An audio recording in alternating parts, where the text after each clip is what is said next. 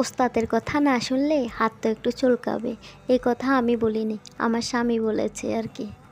এই যে দেখতেছেন দুইটা লম্বা লম্বা কচু, এগুলো ফাতিমার আব্বু আজকে বাজার থেকে কিনে এনেছে। আচ্ছা পরে বলি ওই কথা কেন বলেছে। এখন আমার মাছ রান্না করব, তাই মাছগুলো ভাজি করে নিয়েছি। এখন আরেক চুলে ভুনা বসায় দেবো, মাছ ভুনা করব আর কি। এখন দেখেন আমার জানালার এখানে কি আলো আসতেছে। মাছ ভুনা করার জন্য পেঁয়াজ টমেটো দিয়ে দিয়েছি, এখানে আবার রসুন দিয়েছি একটু। এখন হলুদ মরিচ জিরা সব কিছু দিয়ে, ধনিয়া গুঁড়া সব কিছু দিয়ে কষিয়ে নিয়ে মাছের ঝোলগুলা অনেকক্ষণ রান্না করবো আর কি। তারপর মাছগুলা দিব। এদিকে ফাতিমার আব্বু দেখতেছে কচুগুলা কাটতেছে, সুন্দর করে ছুরি দিয়ে কেটে নিচ্ছে। এদিকে আমি মাছগুলা জোলের মধ্যে দিয়ে দিছি, ঝোলগুলা সিদ্ধ হয়ে গেছে।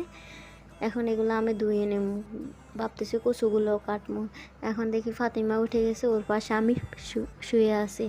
এখন ফাতিমার আব্বু কাটতে আছে, তো পরে আমি কই আমারে দাও আমি কাটি। এখন এখন আমি হাত গ্লাস লাগাইয়া, হাত গ্লাস নেই, হ্যান্ড গ্লাস লাগাইয়া পরে কি করছি কাটতেই আছে। এখন হাতের মাথা কাইটে গেছে, পরে হাত চুলকাইতেছে। এখন ফাতিমার আব্বু থেকে নিছি, ফাতিমার আব্বু এই কারণে বলতেছে ওস্তাদের কথা না শুনলে হাত তো একটু চুলকাবেই। বলেন এটা কি আমার দোষ? আমি তো ওর থেকে নিয়ে নিছি কাটার জন্য। ও এগুলা করে বাসায় থাকলে ওরে বলে আমি অনেক জ্বালা। আচ্ছা পরে ভিডিও দিব। আর ওস্তাদের কথা না শুনলে হাত তো একটু চুলকাবে, এই কথা আমি বলিনি, আমার স্বামী বলেছে আর কি। এই যে দেখতেছেন দুইটা লম্বা লম্বা কচু, এগুলো ফাতিমার আব্বু আজকে বাজার থেকে কিনে এনেছে। আচ্ছা পরে বলি ওই কথা কেন বলেছে। এখন আমার মাছ রান্না করব, তাই মাছগুলো ভাজি করে নিয়েছি। এখন আরেক চুলে ভুনা বসায় দেবো, মাছ ভুনা করব আর কি।